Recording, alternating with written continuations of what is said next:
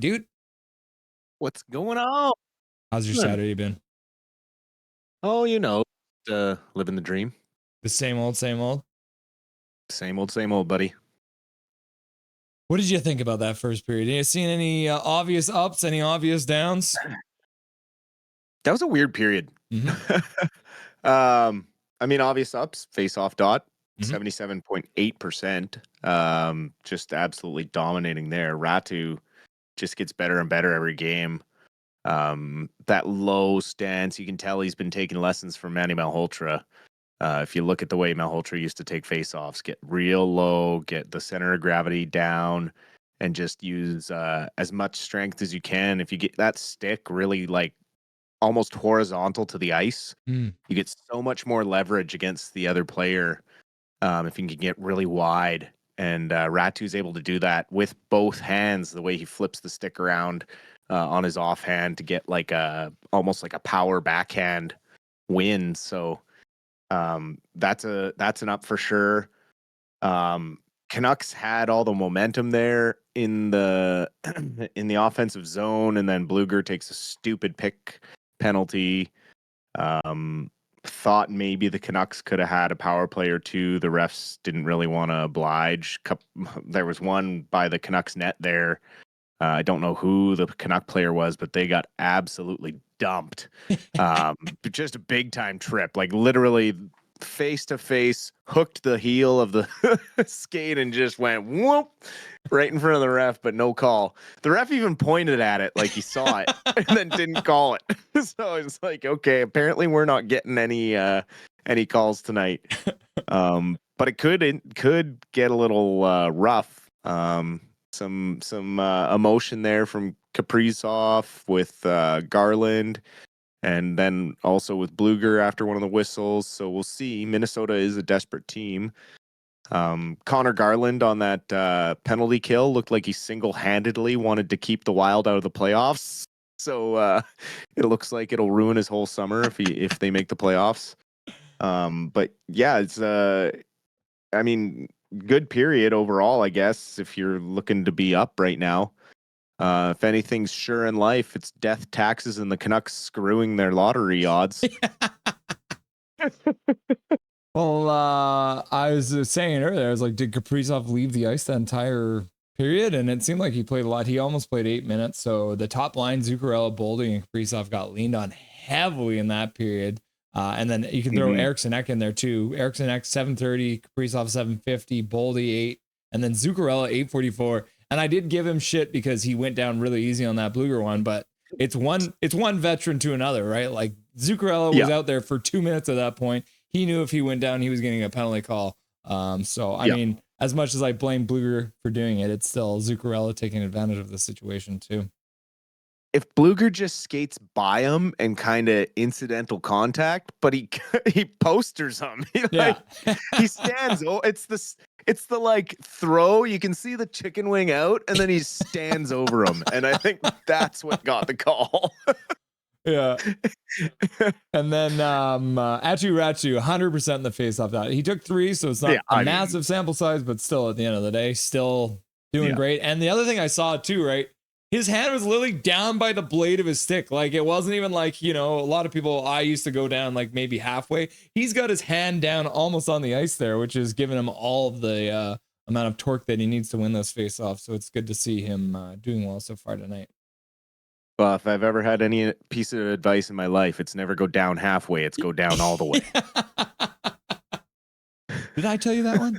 I mean, Marcus Pettersson, we don't see a lot of that from him. Apparently it's his 18th NHL career goal. But beautiful shot, short side. Like, you don't see that very often, but he seems to be having a really good game tonight, just overall.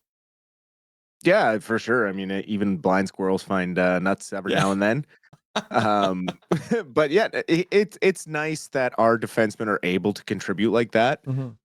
Even our defensive guys, they still have an eye to shoot when they need to, and so it's always a benefit to have extra help from those guys that you don't typically get it from. And yeah, we'll see what happens next year with like kind of Marcus Pettersson and this defense core that we have now coming right out of training camp. it's going to be really interesting to see because they're going to be really strong after a training camp and some preseason games, learning pairings together. It'll be really exciting to see our defense next year for sure. Swerve Nervo donating $2.79. Feeling better, Dusty? Oh yes.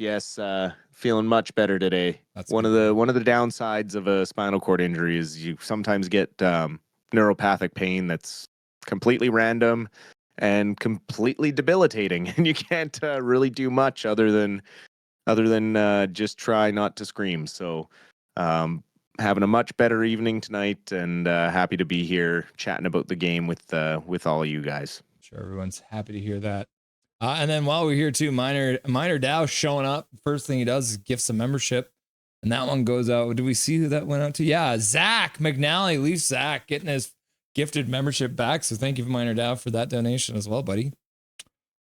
So the next topic is someone you've been talking about a lot lately. You've been pumping his tires a lot. Ty Mueller making his debut with Max Sasson, a little bit banged up. So Mueller getting called up on an emergency basis. What did you see from Mr. Mueller in his NHL debut? I mean, kind of thrown into the fire, playing with DeBrusk and Besser. I mean, so far, some decent stuff.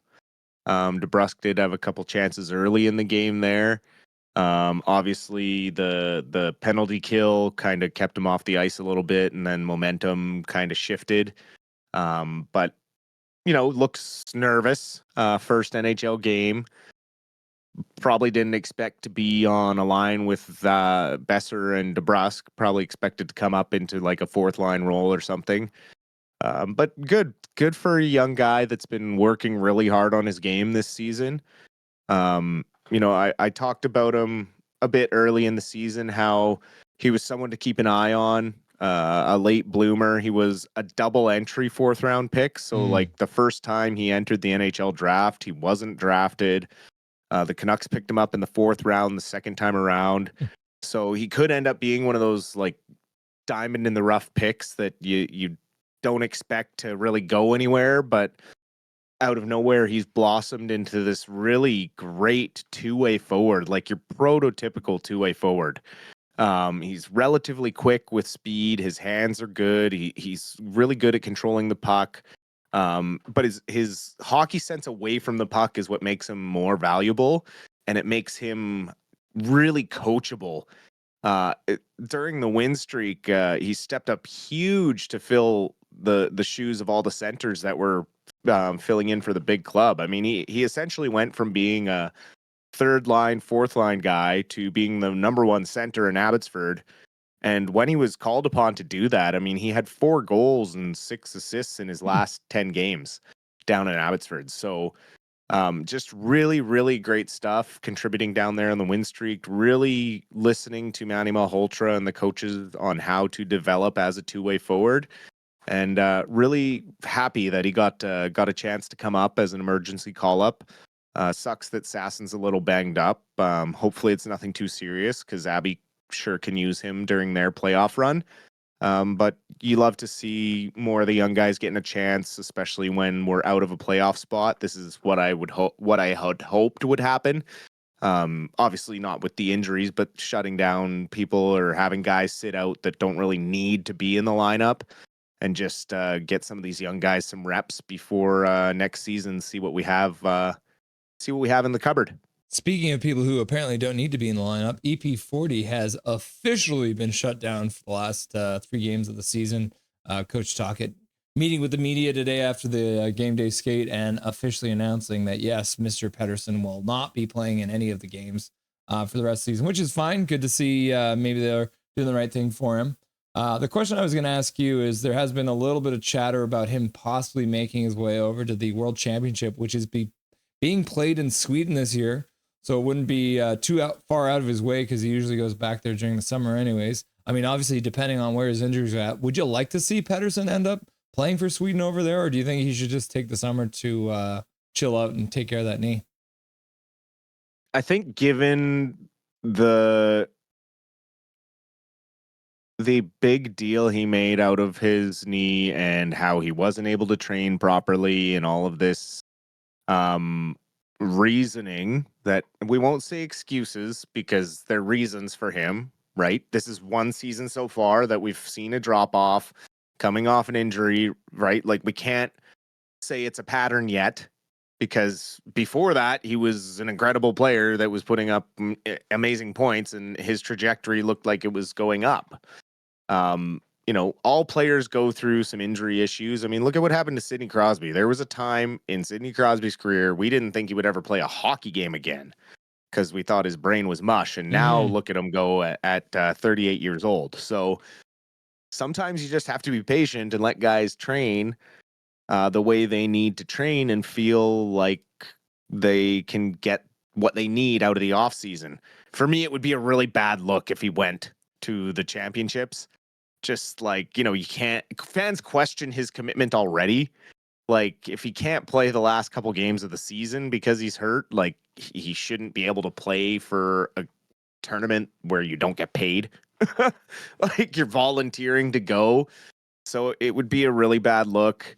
And right now there's just so much weird energy around Pettersson and the club and the way they are kind of treating him so differently than everyone else. Like any other superstar or even just like star player the Canucks have had, have you ever really felt them treat them like a child the way they're kind of treating Petey? Like they don't really take him seriously when he says something and then they kind of try to write their own narrative, and I'm really getting uncomfortable with it. Like I don't really blame him for wanting to like disappear for the summers, right? Like he goes through enough public scrutiny while he's here. And the other thing too is the Canucks don't have a practice facility. So why would he want to like go rent ice at Burnaby 8 rinks or like drive out to UBC in traffic and like practice and then have to drive somewhere else to go to the gym? Like doing that every day for the summer in Vancouver I wouldn't do it. You couldn't pay me enough to do it. I wouldn't do it for the 11.6. Like if I had the option to go to Sweden and train close to my family and relax a little bit for a month or two, if I have a proper training regimen and my body's healthy enough to train, then I'm going to do that. Like I don't understand. Pettersson has been like almost obsessive about his need to win and get better. And I think when he was hurt and tried to be honest about it and kind of got ostracized, I think that really hurt his feelings a little bit. And it really caused him to become more reserved and a little more standoffish. And so I just really hope that everyone can just kind of reset, throw all their cards on the table at an end of the year meeting and just say, look, this is what I'm feeling. And we can all work together if this is achieved or this is achieved. Like they got to figure it out, because if the plan is to continue with Talkett and to continue with Petey, then management, Talkett and Petey and even Hughes all got to sit down in a room together and figure it out. Like the gloves got to come off and there's got to be no holds barred, and everything that people want to say needs to be said. Yeah, I agree. You got to get that stuff done and then come out into the next season and just be ready to go. Exactly. Prospect watch. We got 3 different guys we're going to quickly. Well, I guess technically it's 4, but we haven't really talked as much about celebrating in Boston. But let's start off. Have a look at Mr. Romani, who's playing out for the Barrie Colts right now. I've got his stats here on the screen. They've played 6 games so far.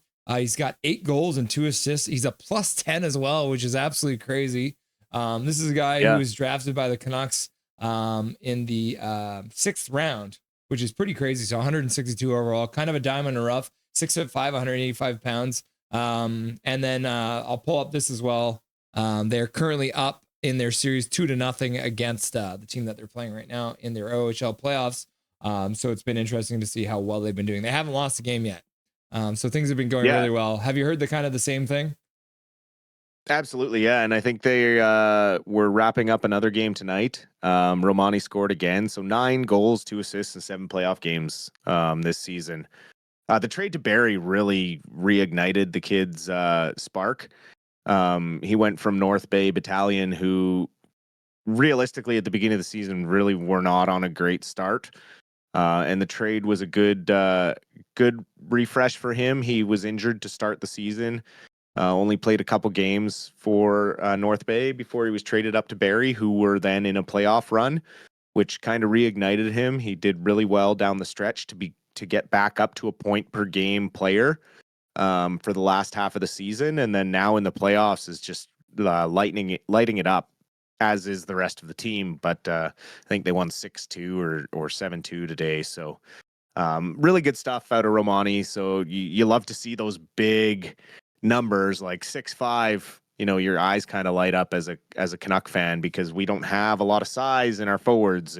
If you haven't noticed lately, our forwards aren't the tallest in the world. So having some young prospects with some height and some weight is really promising. Well, it's funny too, because I mentioned like we're not talking about all the prospects, but here we are too in this game. You're talking about 7-4 win for the Barrie Colts. Riley Pattinson is the first star of the game with 2 goals and assists, who's also a Vancouver Canucks prospect. So you're seeing a lot of this too in a lot of these different teams, is the Canucks have multiple prospects playing on these teams, which is good to see. The other guy I wanted to chat with you about, who just got called up to the AHL, is Mr. Vilmer Ulrichsen, who is going to be maybe debuting in Abbotsford tonight. Have you heard anything about him making his debut tonight out in Abbey? I've been checking. I did not see him on the lineup card tonight again, so possibly gets into one of the last 3 on the road. Okay. But definitely getting some good practice experience with the Abbey Canucks. Another big boy, 6'6", I think 181. So, just a couple of power forwards waiting in the wings for the Canucks to kind of groom into some big bodies for the big club, because that's something we really haven't had for a while, is some size with the offensive upside. So, you think back to the last time the Canucks had a really effective power forward, and I mean, you're going back to almost Todd Bertuzzi, right? So it'd be really nice to see someone who can make a presence in front of the net and be intimidating out there. We didn't quite get to Willander and Celebrini or the Abbey Canucks, so let's save that for the post-game show, because we're about to get back into game time for the Canucks. So enjoy the second and third period, brother, and we'll talk to you post-game. You as well. Sounds good. Nothing is perfect.